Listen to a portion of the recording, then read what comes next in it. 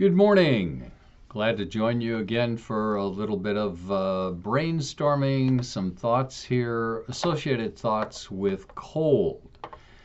Whenever we have a little bit of a deep freeze like we're experiencing at the moment, I don't know, it must have been below zero last night here. Got up this morning, got in the car, and went to do workout. And of course, you see the temperature drop as you're driving the vehicle from the garage out into the cold air.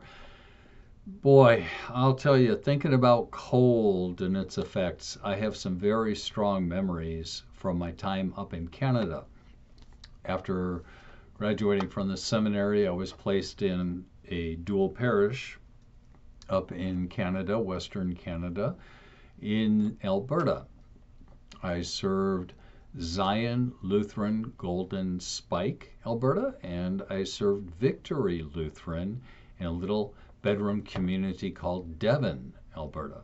And those were lovely times, really nice to get the feel of a dual parish. And I may talk about that some other time as to what my expectations were and how it was so different than what I'd grown up with in a suburban congregation with my father being the pastor.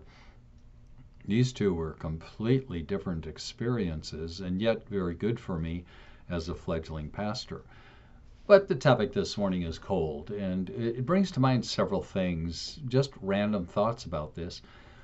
The bitterness of super cold air. We get to experience this every once in a while for a few days, but it gives us some appreciation, excuse me, for all these people that are living north of the border and in very extreme conditions where they'll have 30 to 40 below, and that's the actual temperature.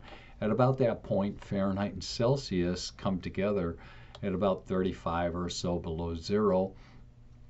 And they have to do some pretty extreme things like putting block heaters in the engines of their cars. Sometimes when it gets really bitter cold, they will let their cars idle and keep their cars locked, and you'll see a field of cars at a shopping center where they're all idling. And it seems like such a big waste of fuel. However, it has to be done, or else if you leave the car too long, you might not get it started. It's that extreme. Feeling that cold on the body is really tough. I know that my hands get cold very quickly, and I don't know if it's circulation or the bone structure and the amount of meat on the hands or what, but it's an issue. So I feel it, and all through the winter my hands are often cold. And it's always an interesting thing because, you know, some guest comes to the church and you shake hands with them, and the first impression is that your hand is like an ice cube. You know, it's the worst thing for a pastor, you know, but what can you do? I mean, this is the body God gave me, and that's what happens to my hands. And so we all have our physiological things that are not perfect because of sin. And I just go along with it. After a while, everyone understands that for half a year, pastors' hands are going to be cold. It's just the way it is. Now, in terms of the cold and humans being able to live in this at the extremes, it is really amazing that we've been able to build structures and provide heat and do things that allow us to live in extreme environments. And yet, you think about what's being planned for future exploration of Mars, and you just think from a common sense perspective. Look, if we're already, in fact, we don't know when we'll be at peak oil or peak rare earth minerals, things like this. But at some point, when you're working with a finite source, you know, such as the Earth, you're going to run low. At some point, you'll run out of these materials. If you rape the Earth enough for these things, guess what? Eventually, you have none left. When that's going to happen, I don't know. But I don't think it's genius that we turn away from fossil fuels instead of perfecting as we have for 100 years or more, why would we now turn to a new resource, rape the earth all over again, create all kinds of new junk and crap, and then end up with 100 years of trying to perfect that technology? It doesn't seem genius. But anyways, so now we're going to go to Mars, So all this talk is about, we'll set up a camp on Mars and we'll start moving to a different planet. Yeah, right. Because we're going to utilize all these resources here in an effort to get to Mars. And what resources do you have there? Well, it's like going from a terrarium to a billiard ball. You don't have resources there that you do on Earth. So, frankly, this does not seem genius, but that has never stopped people with weird ideas, interesting visions of the future. By the way, many of these visions of the future are crap. Many of them are dumb. But, of course, a lot of these visionaries will get rich in the process while they sell their ideas. And a lot of people will buy into this. So, yeah, go to Mars where, you can end up freezing and frying there and not have the resources to do anything about it. The Lord made humans endlessly creative and inventive, but we have a horrible time being consistently sensible and applying that wisdom and sensibility. If you don't have faith in Jesus Christ, you're going to go off on all kinds of different tangents. Let's save ourselves by going to a new world, things like this. Christians don't have to mess with this junk. Anyways, the cold is a good reminder that even in our extreme conditions, and everyone's struggling because of the bitter cold and all, but it's well within tolerance for human life here.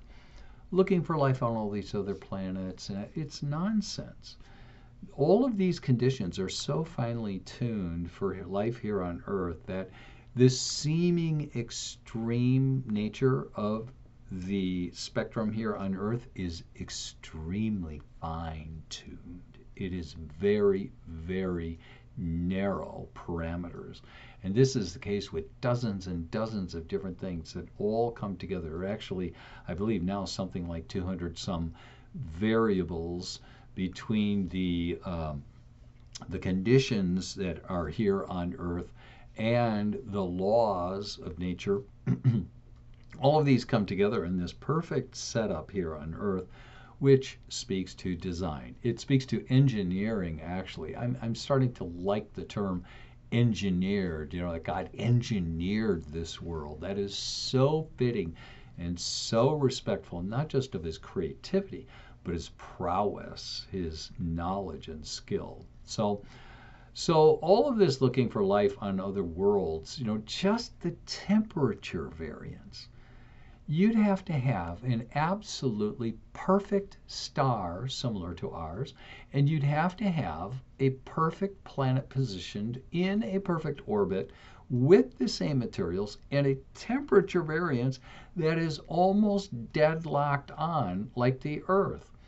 That is so unlikely. You can get millions and millions of your different planets out there that are somewhat habitable, but that one thing alone, just the temperature variance and the orbit and the size of the star, eliminates the vast majority of them. And that's only one of hundreds of different variables that have to be dead on for there to be life.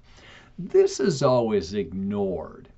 This is always dismissed by the individuals that are looking for life out there. But it's a statistical fact, it's a scientific fact, and that's why it's already known that, take any number of planets you want, any billions, as Carl Sagan would say, of planets.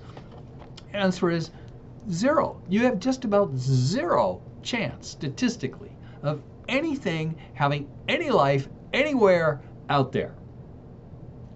And that's just a scientific fact, whether people like to acknowledge it or not. So whenever we get a cold day like this, these kind of conditions on earth are still well within tolerance of what the engineer, the creator, the Lord has made. And as uncomfortable as it is well within the tolerance of life for us. We can get by. We can make it, thanks to God's good planning. Blessings.